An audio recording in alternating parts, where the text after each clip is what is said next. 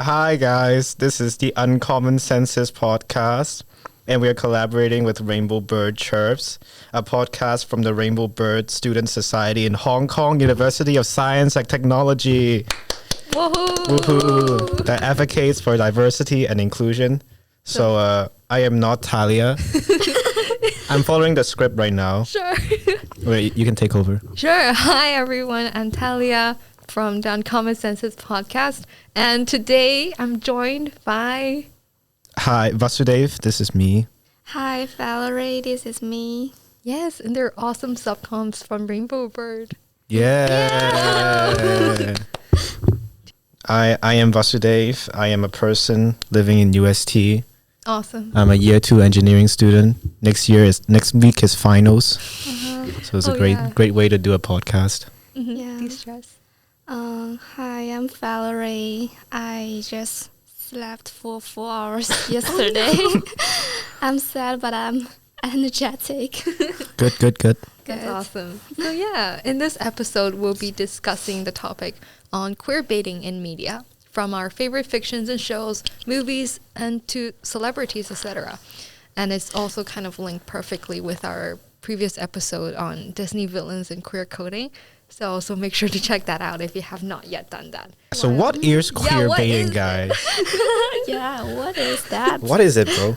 Queerbaiting in people? Yeah. So like that implies like the act of a person is acting queer when they are not, and they're acting queer just to gain some sort of monumental gain, blah, blah, blah. Mm-hmm. Yeah. And we kind of talked about that. But then another way of talking about queerbaiting is for like media work, artistic work. And so a scholarly person named Riley mentioned how queerbaiting is generally understood as the practice of, okay, this is directly quoted, the practice of media producers hinting at queerness in the text while simultaneously mocking it and making it clear they never pursue it explicitly. Yeah. So the other term is also called queerbathing. So like this is queerbaiting. If you guys didn't know, this is the definition. Okay, please put it on your textbook. We'll come back next time for your homework. So first, perhaps let's just talk about our favorite fictions or TV shows that maybe hints on queer characters. Yeah. Let's talk about Frozen. Yeah. Let it go, let it go. Yeah, I did some research on Frozen. Mm-hmm. So Frozen, the story is based around like this novel called The Snow Queen. And in this novel, there is like non-traditional heterosexual, what do you call it? The antithesis of heterosexual conservative, relationship. Because like there's a male character who falls in love with an older Snow Queen, which is like kind of counterintuitive to the heterosexual model where the female is younger age with the male. So in a sense, maybe in the Frozen, they also adapted that kind of ideology into the movie, because the main theme is that love is not, like heterosexual love is not the one that controls everything, because Hans was the bad guy. It's the sisterly love. So there's the play in what love and heterosexual love means in the movie. And like throughout the movie, Elsa did not have like a male love interest, which also hints that maybe she's like queer or something. What do you guys think on that? Yeah. Do you guys notice the gloves worn by Elsa? And maybe have you watched the movie Fingersmith? And okay, sorry. No, I have not. No. Okay. Actually, I think the gloves worn by Elsa is very a similar metaphorical significance to the gloves worn by the lead in the British TV series Fingersmith, and also it's very similar to the Korean film about Handmaiden. I think the metaphorical sign about hand and gloves is very a strong symbol of lesbian identity. And when Elsa was wearing her gloves. It's like she was in a closet, and in the end she took off her gloves and let it go. Like I'm coming out. Like wow. yeah. Right. Because the song lyric is "conceal, don't feel," right? Yeah. From Don't let them know. yeah, don't let them know. Yeah. So in the series Fingersmith, how did like the glove play a part to it, like plot wise, without spoiling the movie and the show? I'm not very sure about this TV series detail, but maybe about Handmaiden. Okay. Yeah, like there are a lot of details about the how to say the 小姐. Oh, like mistress. The mistress. Okay. The mistress, about how she tried to select the gloves fits for her outfitting, and there are a lot of details about her fingers and her her pretty hands, and there are a lot of because every time she need to wear her gloves is to do something she really don't want to do. Yeah, if you watch the film, you will know that. And after every time she did that, she will took off her gloves immediately and went to see her lovely handmaiden, and she will feel a sense of relief. Yeah. Wow. So this is I think this is a very metaphorical way to symbolize her being in a closet or out of the closet. Wait, Okay. I really like that. I like the analysis on hands and significance of gloves, because I think from our last episode we also talked about Frozen, but I never thought about the significance and the symbolism behind hands. Yeah. I think especially in a lot of literature, I think hands also symbolize someone's doings. For example, like in Shakespeare's Macbeth, like Lady Macbeth was looking at her hands and thinks that there's red spots because she thinks that she did something, she killed, like she made the whole nation go crazy and stuff like that. So I think hands also signify like what she did, like when she's doing something that she doesn't like, she will conceal herself and wear gloves, so then she thinks that she's not directly doing something, but then when she sees her handmaiden, then maybe she feels herself and she's free from all of that and like is her true self and stuff. So I like that kind of analysis, literary analysis on hands. So like hands is like, if you don't conceal your hand, that's like your raw talents, your raw personality shown to the audience. And you said in the director also filmed the hands, right, in the movie, removing the gloves. Yes, a lot of. Okay. I love that. And I think aside from Frozen, I think another kind of children's fiction that I want to talk about is Wicked. Like recently there's also the movie release of Wicked, and I went to watch it despite all the controversy surrounding the two leads. But I think even with the two main characters from Wicked, Elphaba and Glinda, like from their song, "What is this feeling?" the lyric says, "What is this feeling so sudden and new?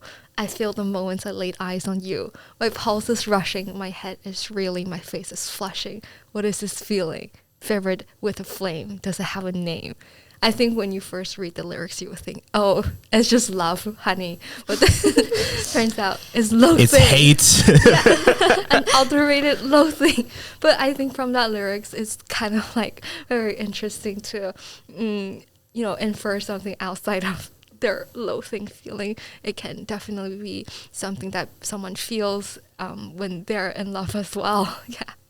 Yeah, that could like link back to like some queer identity. I don't know much about that, but I've seen like, because in the movie Frozen Let It Go, I saw like scholarly papers and they said that the song Let It Go was also a way for queer people to express themselves, because like they let go of the social norms of what love is, and they can just do whatever they want. So in any literature, no matter if there is queer intent, in the end it can also be a way for queer people to express themselves through these kind of media. I hope I'm making sense here. Yeah, absolutely. it's great. And like in the movie Wicked, there's like so like Ariana Grande's character, Galinda, yeah. She has like 2 minions, right? Oh yeah. Yeah, 2 guys. They act very slay. Yeah. Have you seen the movie? No, sorry. Okay, damn. Yeah, so there's like these 2 bullies who bully Alphaba, and they're like very slay people.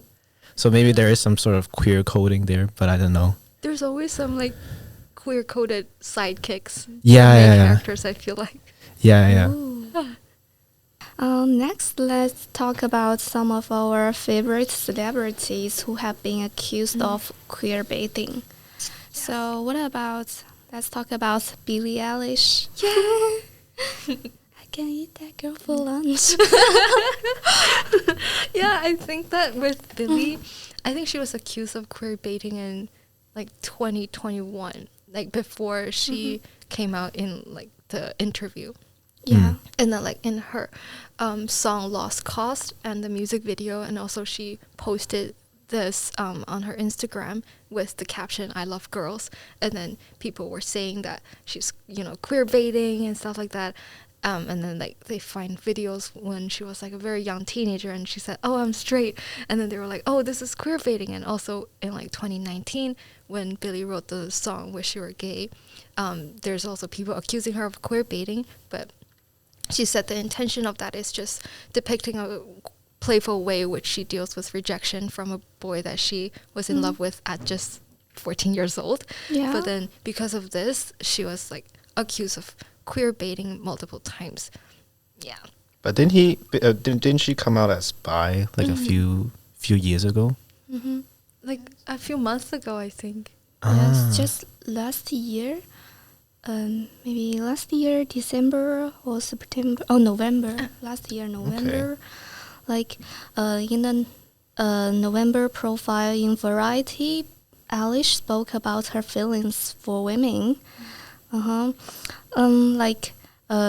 She think this is very obvious. Like, even if before she came out, I think it's very obvious. Like, she's not a straight girl. Have you ever seen Billie Eilish? You think she's straight? Yes. Why will people think like she's straight? And Billie also said that wasn't it obvious? Yeah. Like I didn't. Dude, she has green hair. Come on, that's a sign, man.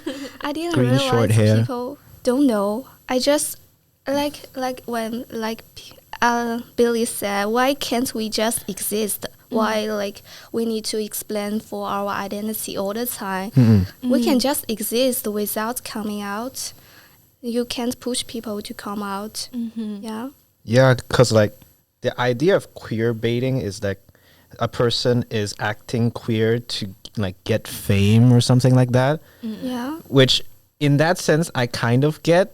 It seems like you're just exploiting the culture, but in the end you're just also forcing maybe actually queer people to just come out without any escape.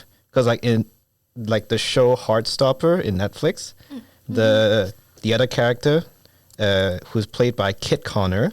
Yeah. So in the show he is gay, but in the social media things he's queer baiting because social media saw a lot of pictures of Kit Connor with his girlfriend at the time, and the social media just went crazy because Twitter, blah blah blah, and then they thought Kit Connor was just queer baiting, and then later on Kit Connor came out as bi in Twitter and it's like, thank you for forcing an 18-year-old guy to come out when he's not ready. Yeah. So the idea of queer baiting for people in general, I don't know. For artistic works, it'll be different, but for real life people, it's not as ideal because you just force people to come out when they don't want to. Maybe they don't want to come out because of parental or legal reasons, but then because of this accusation, they're forced to come out for the sake of their blah blah blah. It's very stressful and Yeah. intense.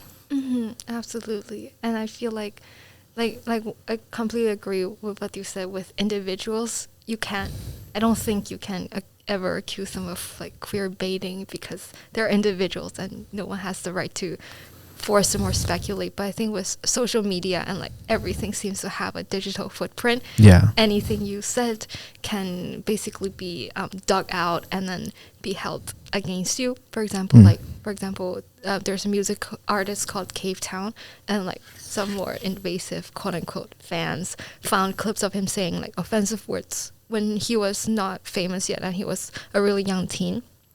And basically forced him to come out as trans, even though like I think a lot of fans knows that he doesn't want to talk about his trans identity, and when he was asked about if he's trans or not, he usually diverts the question. But because of this one, someone found this thing out, so he had to apologize for it, and then also like apologize for it. Okay. Oh my god. Yeah, so I think with that case, what do you guys think? Like something that perhaps someone has talked about when they were a teenager, but then they said something maybe a bit offensive, and do you think that they should be held accountable and then come out like that? Or I'm very curious to know when the situation is like that. Okay.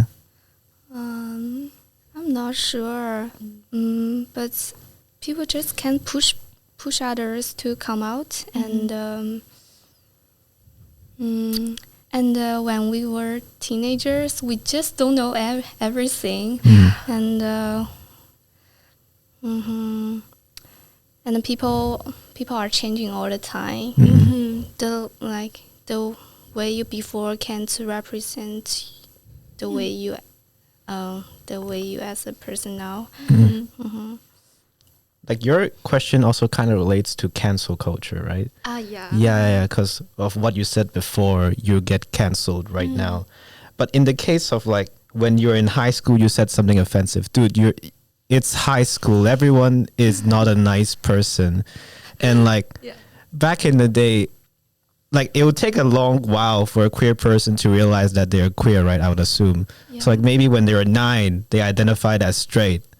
So when you take that knowledge, like if there's a clip of a 9-year-old saying I'm straight, you cannot say that is factual, objective truth, right? Over time, the person may discover, oh, I'm actually a little bit queer.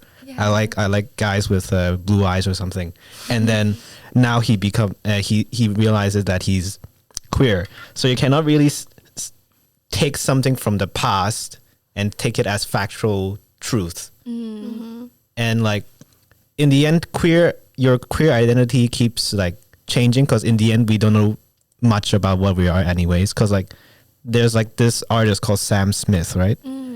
Before he came out don't quote me on this, but there was like different phases of their queer identity. So first they come out as, I think, gay, and then later they came out as they them, and then now they are something else. So like this identity thing keeps changing, which is like, I think the essence of queer, I don't know if I'm making sense. I think I'm yapping a bit, but like queer identity keeps changing, and you cannot like say that it's a rigid thing and then accuse someone for saying, why are you queer baiting? Because like it's a very fluid type of situation. Actually, this like really made me think about something. When I prepared, I noticed some interesting about David Bowie. Although I didn't really... He's gay? No. Okay. Sorry. I didn't know him very well, but there is a fact that David Bowie was regularly quizzed about his sexuality. In 1972, he said he was gay. Then in 1976, he said he was bisexual. And finally, in 1983, he claimed he was actually a closet heterosexual. I think this is interesting, and I'm not sure. Like, people are always changing, and people maybe even they don't know if they are gay or straight, and it's not 100% about gay or straight. So you are changing, and you can't like 100% sure about yourself. Yeah, absolutely. I feel like it's entirely like a spectrum. And like, it's a spectrum. Yeah, and it's very fluid. So I think with individuals, you can't really accuse them of anything because you don't know them personally, and they don't know themselves exactly as well. Yeah. Yeah. But then I do have a point to add on, is that I feel like, I don't know about Billie Eilish though. I feel like the fact that she came out like right before her new album release is kind of PR. Like it's very marketing vibes. But then again, like I don't think, I think she's coming out to like promote her latest album, like Lunch, that song. But then again, I can't, judge her or like say that she's queer baiting just because the timing where she came out kind of may coincide with like a song which she expressed about her sexuality. Gotcha. Yeah, but just something that I thought of. Interesting that you mentioned that, because I was watching a video on queerbaiting, and they made a point of saying, are celebrities people? Okay, so the idea of a celebrity is not that the person is the image of the person, the marketed image of the person, right? So like Billie Eilish is marketed as this, not one of the girls, and that is her identity. So her coming out as bi in that image is also maybe a marketing ploy. That's what the video argued for. Okay. So like the idea of our celebrities considered people is also a topic.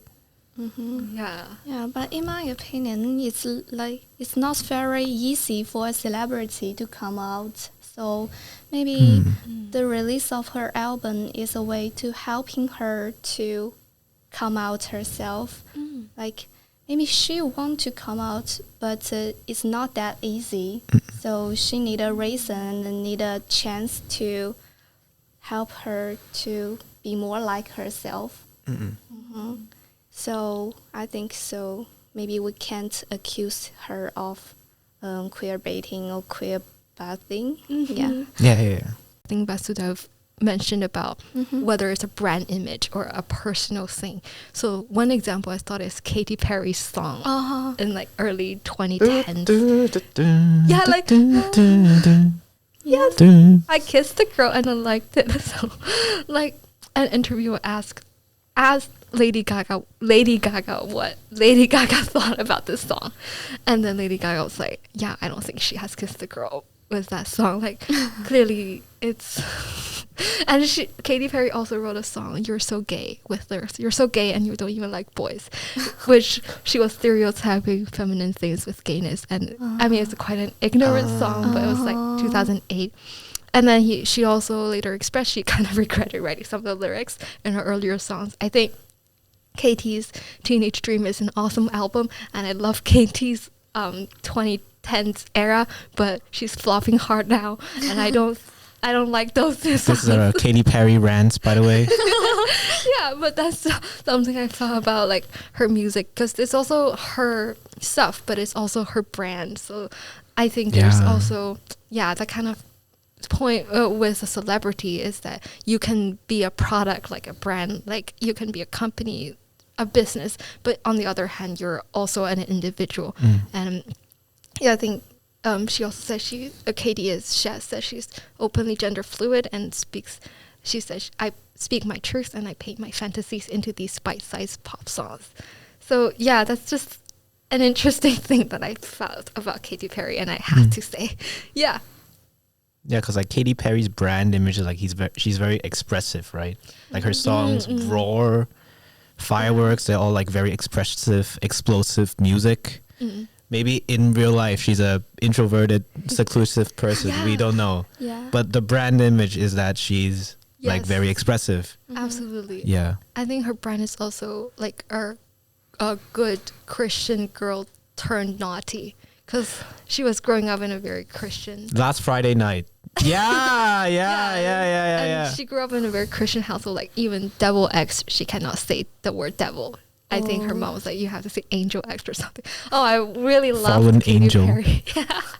But I think that was also her own personal experience, but also her brand image as well. And I think that's why she wrote these seemingly rebellious songs about the LGBTQ plus themes and topics that people can maybe relate to.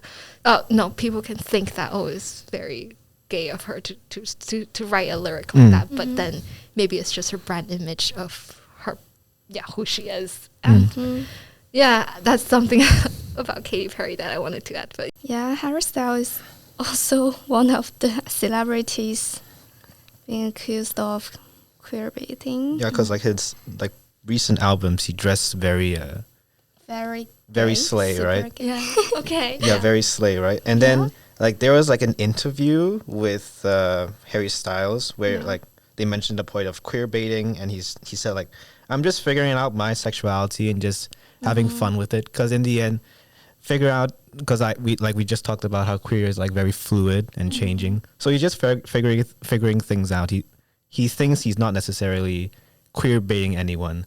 Yeah. So that's So to go back to the point of like, is queer baiting on people like a bad thing? I think this example also shows like he's just having fun and like just experiencing with life and his personality and identity. So that's not necessarily queer baiting, and that's not a bad thing. Yeah, and also I think people always relate to someone has a sense of fashion or who dress up like very fashionable, very slay as gay people, and that's not true. Yeah. Maybe The this stereotype. is just her taste of fashion. You can't label fashion with gay, or you can't accuse him of that. Yeah, of course. People always like, if you are straight or if you are blah blah blah, why you dress like that? Yeah. I think fashion is very important when it comes to expressing a person's identity, like even hair length, right? Like I think when I cut my hair short, I think it's easier for people to assume that I'm queer because like, why is a girl having short hair and stuff like that? But also I feel like with the point with Harry Styles, I've read somewhere like a few years ago where I think he was in a dress and he was on the cover of a magazine, and then people were like going crazy about it and like praising him. But then again, like for example, like Billy Porter, so like a African American man. Okay. Basically, he started wearing dresses way before Harry Styles, but it seems that there's also some kind of intersectionality with perhaps race as well. That a white man wears dress and suddenly everyone's talking about it, but a black man has been doing this and has been creating new fashion trends and like experimenting their own style way before this white man, and no one really talks about them or gives them the same credit. So I think that was quite an interesting point which I saw on a magazine as well. I see. Yeah. So like that kind of ties back to also culture appropriation in a sense. Like this person of color has been doing this style for so long, and then Harry Styles unknowingly may have adopted that style and appropriated for his own endeavors. Perhaps. Yeah. I don't know if that is good or not, because like one way is like you are kind of, what do you call it, overshadowing, is that the word? The person of color. But in the end, you can do whatever you want. So like there's a duality in that sense. Absolutely. It's like on the topic of like artistic work and like queerbaiting, we talk about like Frozen and also like, what's the other one? Wicked. Yeah. So like, do you think they were necessarily queerbaiting? Like in the terms of Frozen, Elsa's like sexual identity was not confirmed in any way. So it's like queer coded, or like is that like queer baiting in a sense? Because Frozen 3 is coming out. Oh. Yeah. Toy Story 5, Frozen 3, and one other movie I forgot. Okay. Zootopia 2. Zootopia 2. Okay. Yeah. Oh, okay. Yeah. I feel like for Frozen, I don't feel like it's queer baiting because it has such a nice, complex depiction of a character that I feel like sexuality is like literally just a small part of the character that they,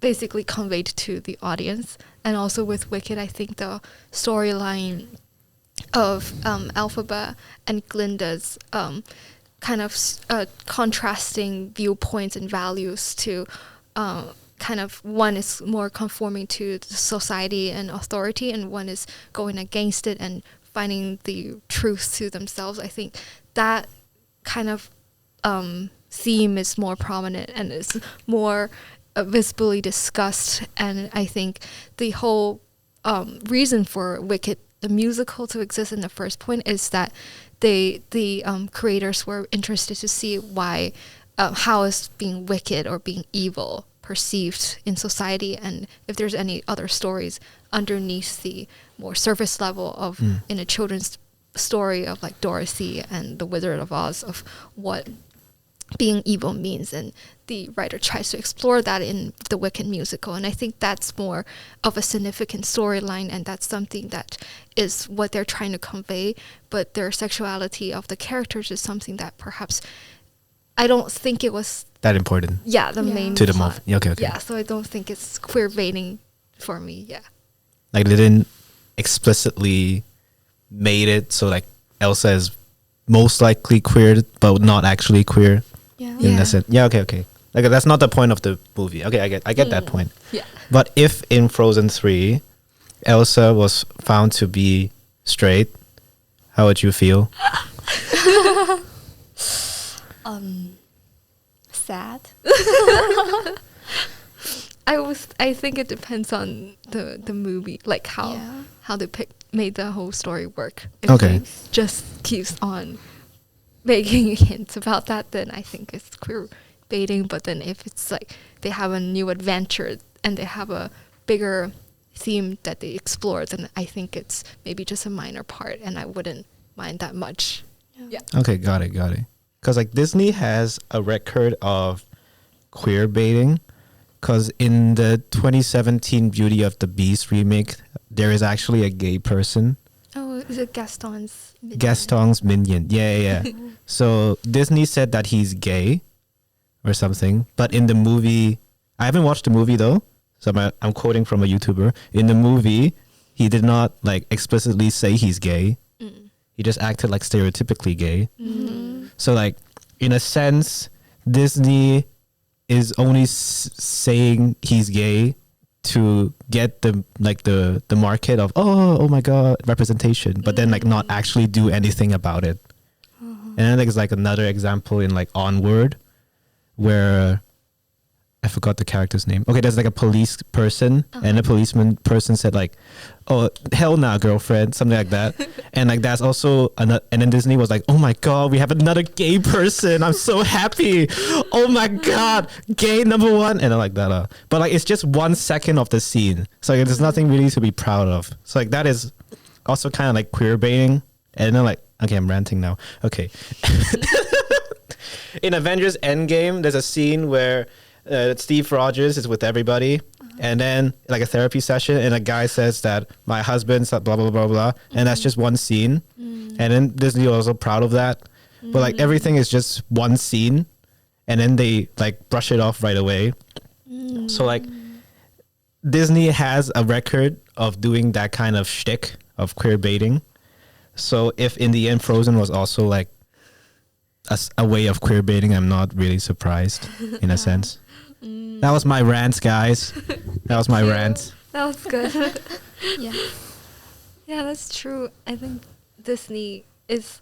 Yeah, I think this is kind of different from what we talked about for the celebrities, because Disney is a business itself. And I think they feel like if they include those scenes or like stuff like that, then people have things to talk about. And like, you know, publicity doesn't matter if it's good or bad. It's good publicity, I guess. So I think they probably anticipated people will talk about it.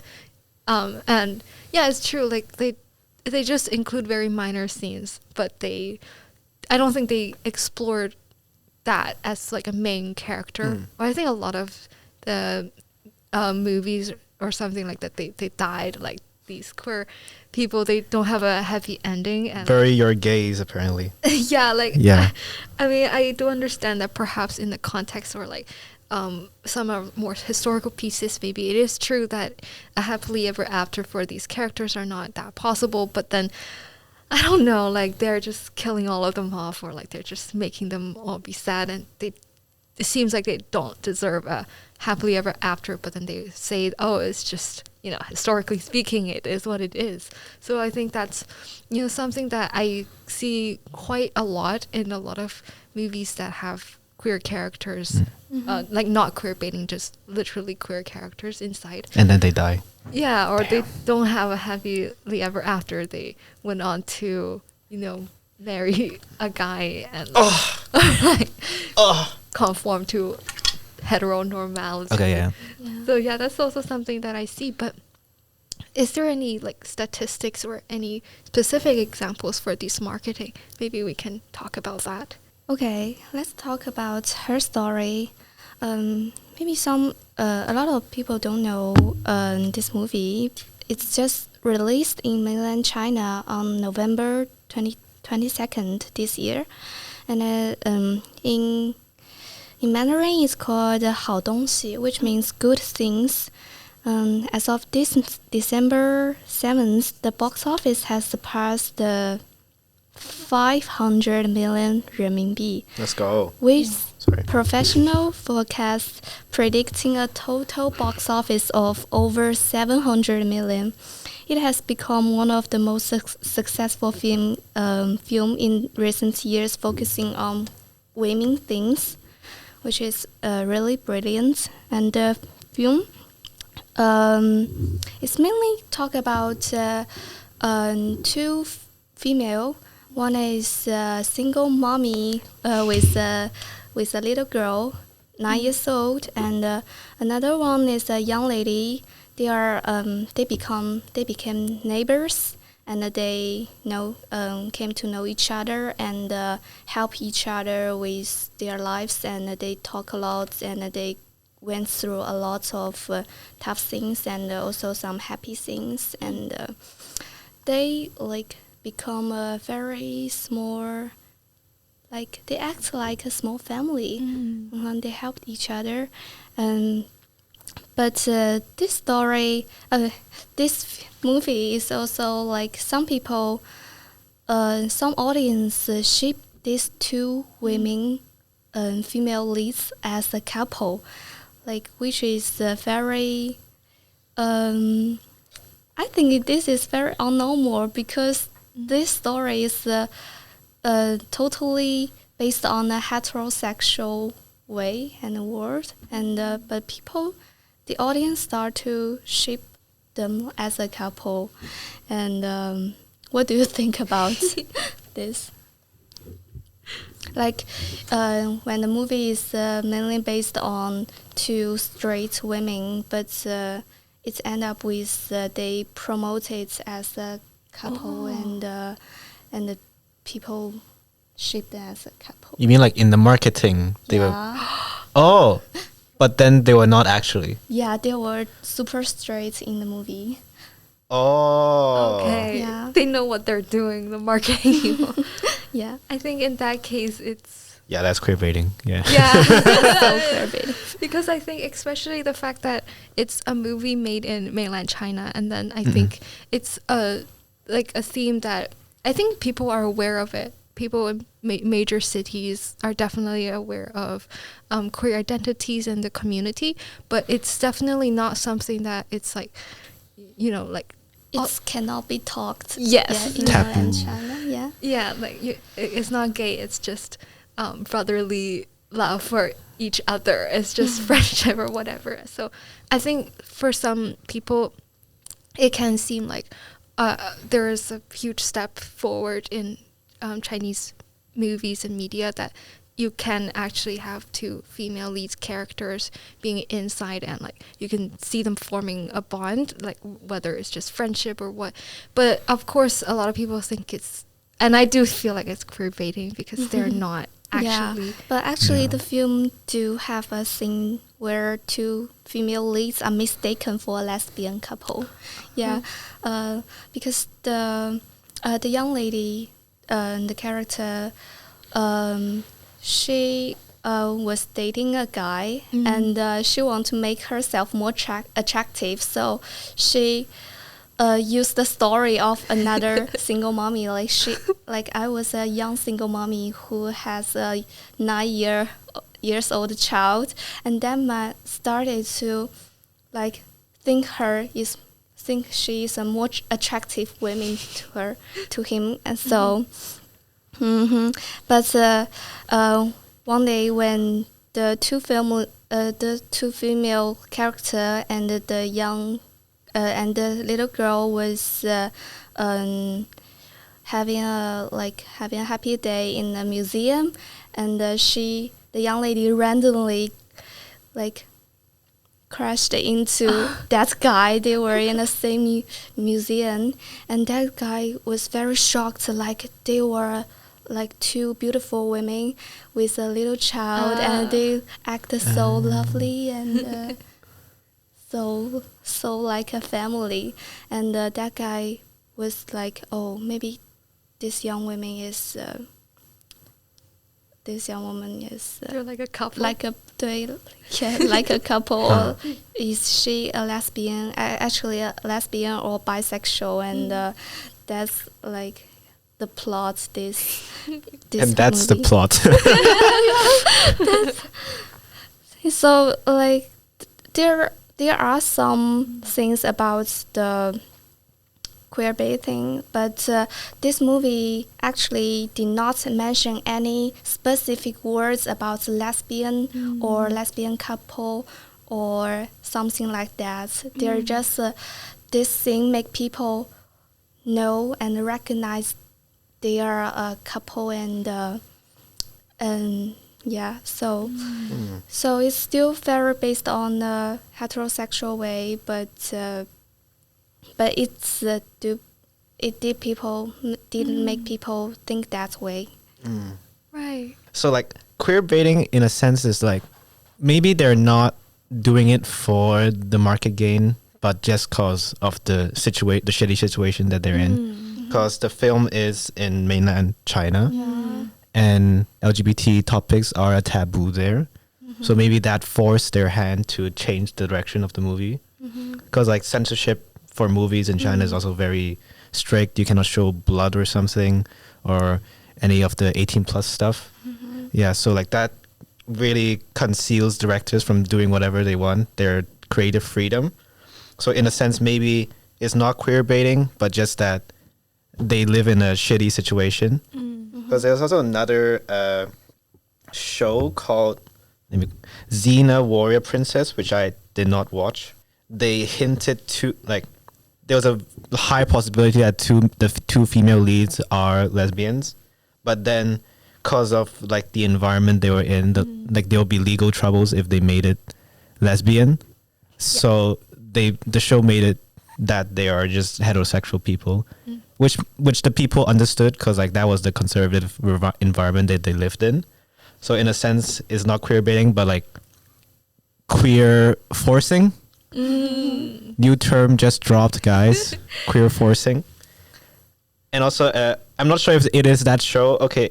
I'm not actually sure if it's Xena Warrior Prince. I can't find where I quote it. Okay, one of the shows in American cinema has that plot. Okay, but not that one exactly. But anyway, my point still stands. So like, they are forced to not show queer content in a sense. I literally had the same, like a similar point. It's also about like censorships in mainland China, because I think if you're on Xiaohongshu, Little Red Book, like you cannot, I think you cannot say 同性恋, like homosexual directly. You can only say la la or something, la other la phrases for lesbian. Yeah, or like TXL, the initials of 同性恋, homosexual in China, and then people will say 通讯录, like phone contact, because it has the same like initial. So that I think censorship exists in the bigger environment, like what you mentioned, but people are very creative and there's ways to get around with that, and there's always ways to come across that, especially in the Chinese language, because I think you can put words together that sound the same, but then the word are like a different character. And I think in Chinese you can always do that to avoid like censorships and stuff like that. So I think that this can be a creative way that people try to talk about this topic in, or like wanting the audience to infer about queer themes through an environment that perhaps isn't really friendly to talk about these issues. And I think that, like before, I think there's also quite a lot of ships like in mainland China as well, because I was watching 甄嬛传, so like, Empress in Palace, so it's like a concubine of like the emperor, and and then all of them together, and like there's like random ships of like different like female characters together. So I think that, and they're all on like Billie. Like people make these edits on Billie. Oh, and those aren't censored. No, they're not. But like I think Billie is like you just cannot kiss. Like you cannot have two girls or two guys. You can have two guys looking at each other, but they cannot touch. Okay. I think that was they're just brothers, guys. Yeah, exactly. Nothing to see here. Exactly. Brotherly love. So I think it's there's a lot of creative ways that I've seen people get around with that. But also with like movies, I think one of the examples that I think of is Blue is the Warmest Color. It's quite an. I haven't seen that. It's quite an old. Please don't watch that. It's quite an older movie, on like lesbian relationships, but it's very male gazy. Like, it's very porn. Gotcha. Okay. Very male fantasy vibe with male. What men written females? Okay. Like male fantasy of lesbian couples and like, very explicit. Like scenes that are not really necessary, I feel like. So I think those kind of things also exist in media as well. Like they use this as a theme, like queer bait, but then instead you don't really get very genuine developments and relationships, and you get really gross scenes that are not necessary at all. Yeah. Actually, this made me think that her story is actually the total different way, like the bloom is the warmest color. Yeah, because in the blue, this one, the two female characters actually truly lesbian, but they are shooted in a very male gaze way. But in this film Herstory, they are heterosexual, but they actually act in a very loving way, and they truly understand each other, and it make audience feel like women can truly like had a relationship, not just because of sex or something like that. They are not just about their family, their kids, or their men. They are like they truly connected with each other, and also like I think maybe queerbaiting can also be in a good way, like in this one, because in mainland China we can talk about LGBT, and but in this film it features Brandy Carly's song, The Story, and as the soundtrack. And this song is associated with the 2008 lesbian film I Can't Think Straight, and the singer is an openly gay artist. Okay. So this, I think this is also a way to make people sing about when they can't talk it directly, but they can use some more unobvious way to let people know there are gay people. And how women really connected with each other. In the marketing part of this film, they also had a commercial collaboration with Sappho. Do you know Sappho? Actually, Sappho is... I do not. Okay, let me introduce a little. Not sponsored, by the way. Sappho is typically refers to a famous female poet from ancient Greece. So, she's very known for... she's very known for her beautiful lyric poetry, and... she's also very famous feminist and also lesbian poet in the history. And but in the commercial collaboration of Sappho, this is brand in China that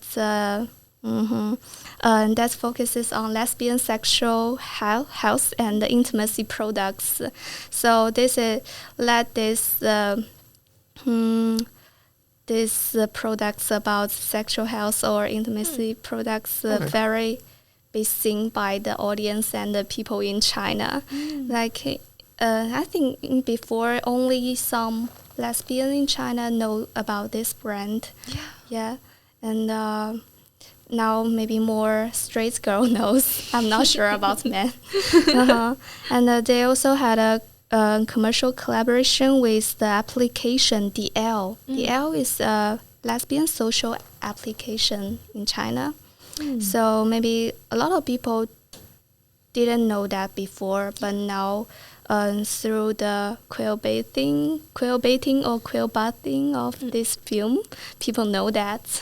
So maybe this is in a good way. Right. I love that. I love how we discussed obviously the bad parts of queerbaiting and also some of the possible good parts of raising awareness for the queer community. Like, I think just now I also mentioned about, like 甄嬛传, so like a TV series in mainland China that is like really, really famous. A lot of people watch it, and it talks about in the Qing dynasty what happens in the Forbidden Palace, basically. And a lot of the times the fans will like create ships of characters together. So yeah, like what do you guys feel about these things, like fans accusing them of queer dating while also simultaneously enjoying shipping the couples together? Does it reflect a contradictory mindset and also homophobia? What do you guys think?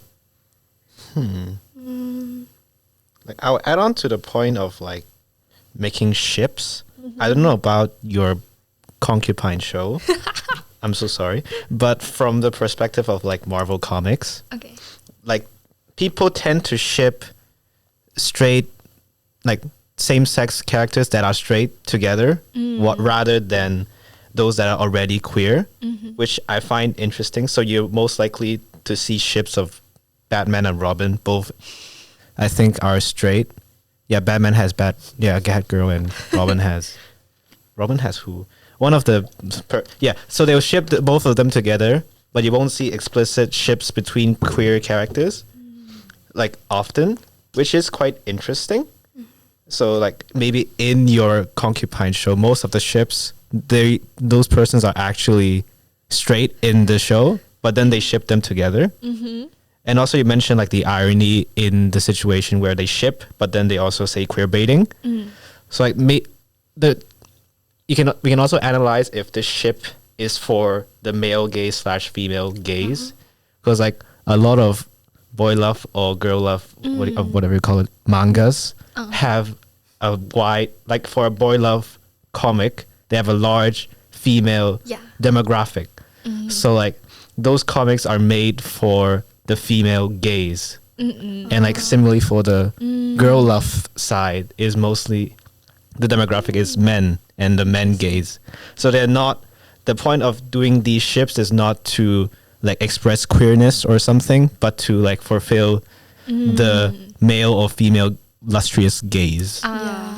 So that's why it kind of contradicts with the idea of queer baiting, because like those people who watch these fandoms most likely are not queer. So then they would do queer baiting. I don't know if this makes sense. It's like there's a duality here. Right. They're not the same. Actually, in my opinion, and also in my experiences, a lot of people who are shipping couples, they are mostly straight. And maybe especially in mainland China, sex is a very is a topic that people don't talk a lot very publicly. But when you are shipping a gay couple, even though maybe they are two straight people, you can talk about sex. When you are shipping couples, you can talk about that. And also like a lot of girls will ship, like compared to boys, a lot of girls are more likely to ship couples because maybe girls are even more allowed to talk about sex than boys. When they are shipping couples, they can talk about sex and they can express their lust for this, and so it's a very indirectly way, but maybe this is a way to help them to have some sex education for themselves. Yeah. Okay. Right.